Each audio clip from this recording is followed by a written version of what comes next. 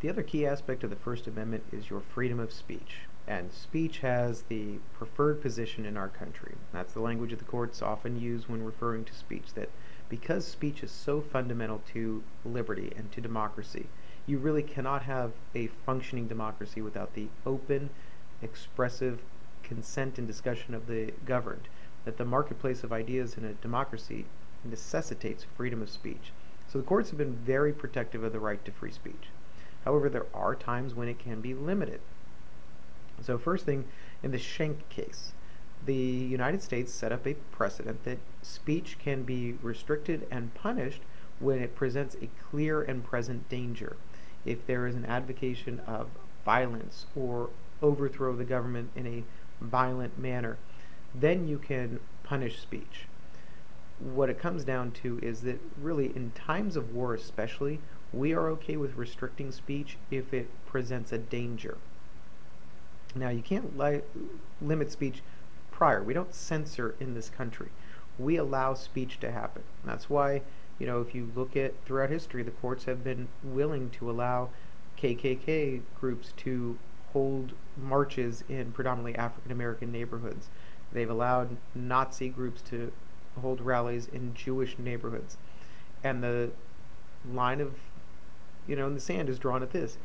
If it is a philosophical march and discussion, that is okay. As soon as it turns to advocating violence and danger, then the people can be punished.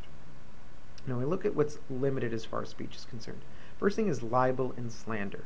These are similar ideas and concepts, and the concept behind both is that it is willfully spreading false information in a malicious manner to knowingly harm the character of another person. Now, libel is a written form of that, and slander is a spoken form of that. These are very high standards. The standards that I talked about, knowingly spreading these false information. You have to know that the information is false. You have to spread it in a way that is intended to do harm, and that has to be proven that your intent was to actually harm another person. Those standards are very hard to prove in court, and that's why we see a lot of it happening with the inability to stop it. Now, obscenity is another thing that's been limited. And the court case of Miller v. California in the 1970s pretty much set up the guideline that you go by community standards. What is allowable and acceptable as far as obscene materials in your community? And you also look at, is there an artistic value to the material? Is there a political purpose to the material? Is there an educational purpose to the material?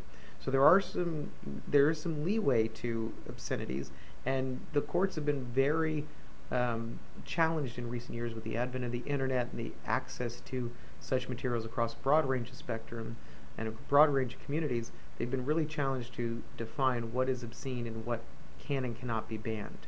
And in most cases, they've erred on the side of allowing more materials, because speech, again, is a fundamental aspect of our democracy. Now, symbolic speech is the protection of your actions. Your actions convey a message, and some are protected, some are not. Burning the American flag has been deemed a protected form of symbolic speech, but burning a draft card, which is government property, that is unprotected. I want to conclude here with this idea of prior restraint. I kind of alluded to it earlier in the clear and present danger discussion, but prior restraint is this idea that we do not censor. We do not restrain speech before it happens. That gives our media great access to material and the ability to publish information as they find it. It gives us great freedom of being able to say things. However, the caveat with this is that once you say these things, once you publish materials, once you take action, then you can be punished. You are responsible for the words that come out of your mouth. And going back to that first principle that we talked about today, if you are advocating violence, then you can be prosecuted for that. So we don't censor beforehand, but you are responsible for the content of what you say.